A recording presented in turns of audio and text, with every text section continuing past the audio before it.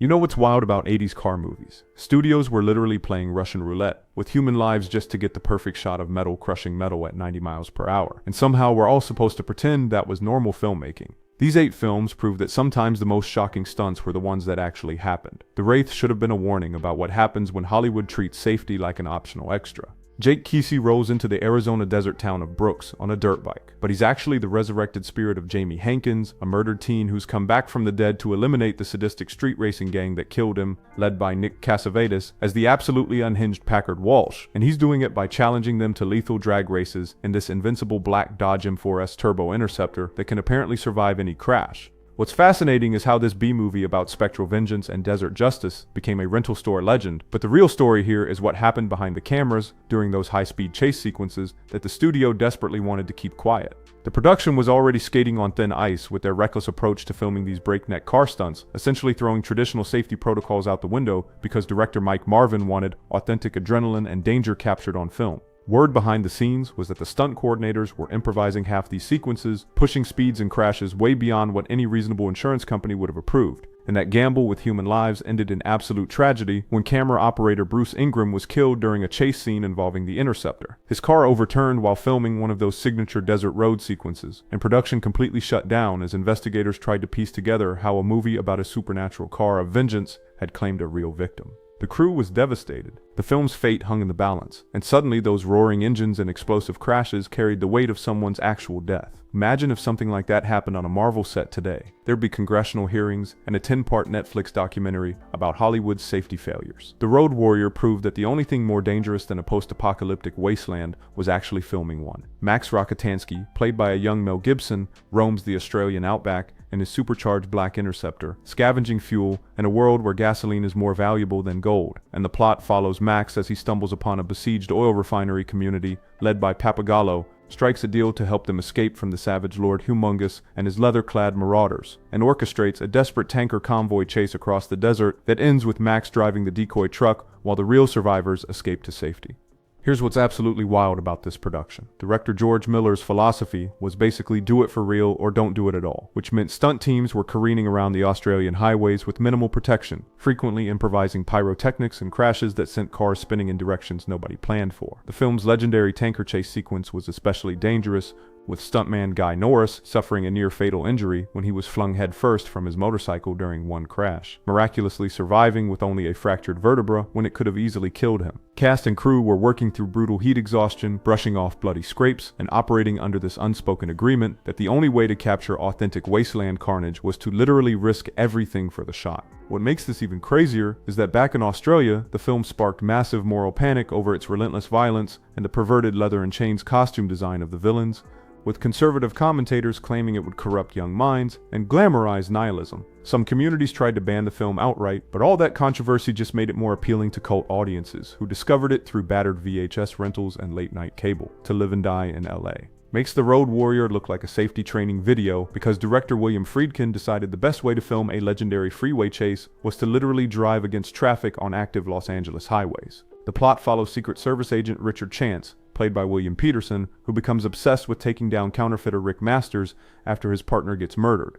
And alongside cautious John Vukovich, they pose as criminal bankers to get close to Masters. But when the agency won't provide cash for the sting operation, Chance orchestrates a dangerous heist that accidentally kills an undercover FBI agent and leads to that infamous car chase through the concrete arteries of LA. Here's where things get absolutely insane. Friedkin shot much of the chase sequence on active highways with only partial road closures or sometimes no closures at all, using about 900 cars to simulate rush hour congestion on the Terminal Island Freeway, while having the stunt cars actually drive in the correct direction, but reversing the flow of other vehicles to create that terrifying against traffic effect. William Peterson performed many of his own driving stunts under these ridiculously high-risk conditions, and John Pankow's panicked reactions were completely genuine because he was legitimately terrified during filming, while the camera car featured a hydraulic swivel system to capture those wild close-ups of Peterson careening through traffic with minimal safety oversight.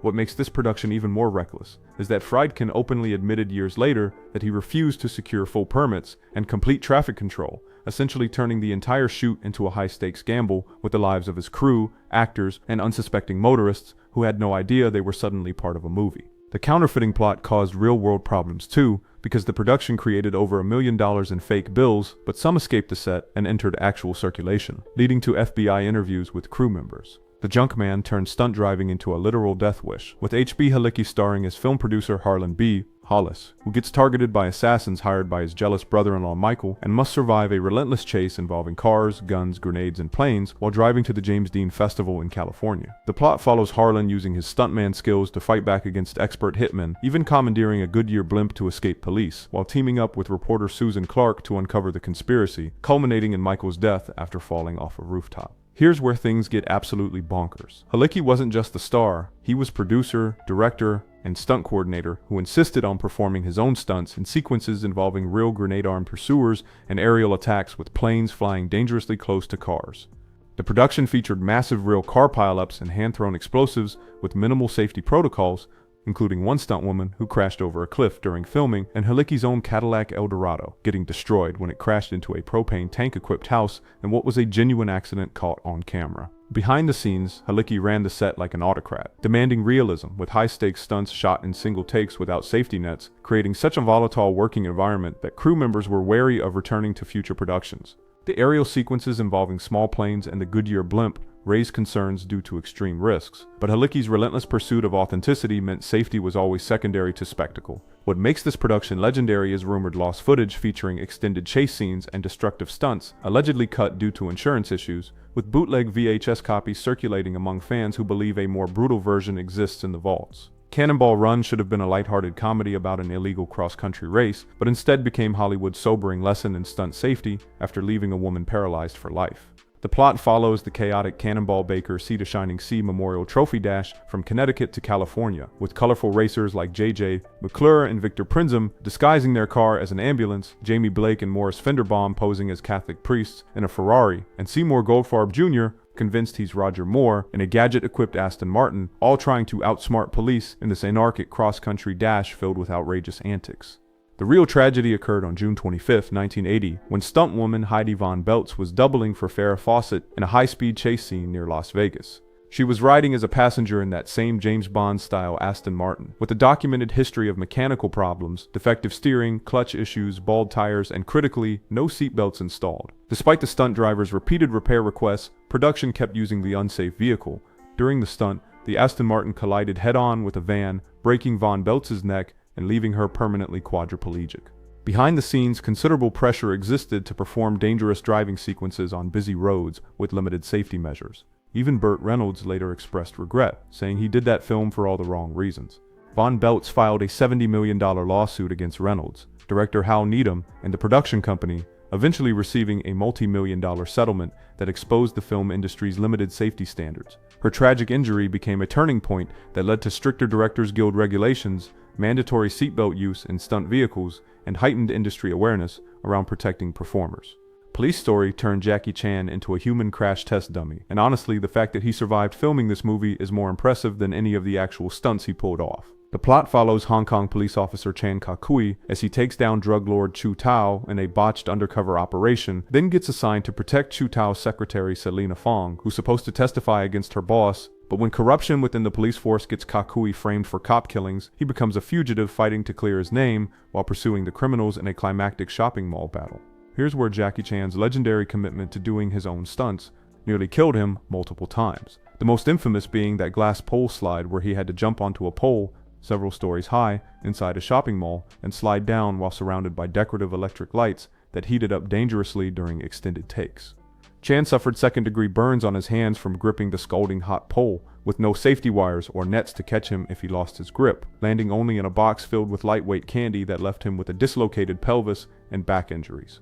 What makes this production even more insane is that Chan also fell through multiple panes of glass during another stunt, and the breakage was more violent than planned, resulting in cuts and bruises severe enough to hospitalize him and delay production. The opening bus chase sequence had Chan grabbing a pink umbrella to hook onto the back of a speeding double-decker bus without any wires or safety rigs, relying entirely on his physical skill, while his expressions of strain and near falls were completely genuine because he was literally one slip away from serious injury or death. Black Moon Rising proved that even a car powered by tap water couldn't run fast enough to escape the dangerous stunts Tommy Lee Jones and Linda Hamilton endured during filming. The plot follows former thief Sam Quint, played by Jones, who gets hired by the FBI to steal a computer disk with evidence against the Lucky Dollar Corporation. But when he's pursued by corporate thief Marvin Ringer, he hides the disk in the bumper of a prototype supercar called the Black Moon that can reach 325 miles per hour and runs on tap water, only to watch helplessly as auto thieves led by Linda Hamilton's Nina steal the car and take it to their high-tech chop shop operation in the Ryland Towers.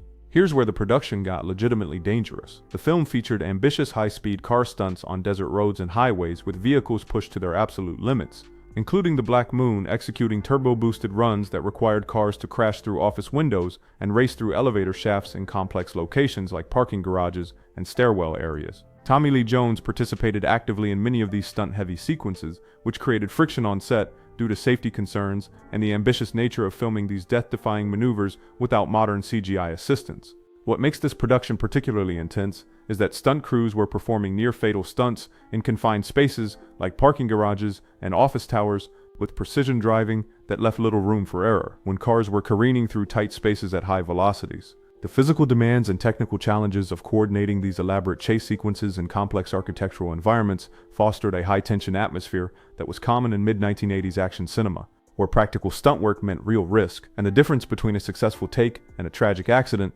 often came down to split-second timing. The Blues Brothers holds the Guinness World Record for most cars destroyed in a single film, but the real destruction was happening with John Belushi's struggles that derailed production almost daily. The plot follows Jake and Elwood Blues as they reunite their rhythm and blues band to save the Catholic orphanage where they were raised, tracking down former band members while being pursued by Jake's vengeful ex-fiancée, the Good Old Boys' rival band, the American Nazi Party, and eventually the entire Chicago police force in a legendary car chase that ends with them delivering the money to City Hall just before getting arrested. Here's where the production became absolute chaos. Director John Landis destroyed over 104 vehicles during filming, using 13 identical 1974 Dodge Monaco police cars as the Bluesmobile, and rotating 40 stunt drivers in and out to maintain the grueling pace of elaborate chase sequences filmed on actual Chicago streets and highways. The Dixie Square Mall car chase was so destructive it contributed to the mall's permanent closure and eventual demolition, while the scale of destruction pushed the film's budget from $17.5 million to $27.5 million, partially due to John Belushi's erratic behavior caused by his personal struggles with substance abuse. What made filming particularly difficult was that Belushi was frequently absent and arriving late on set, forcing director John Landis to constantly reschedule scenes and push to keep production on track, despite his star's challenges. The situation became more complicated when fans and friends would approach Belushi at bars near filming locations, adding to the production's logistical headaches and delays.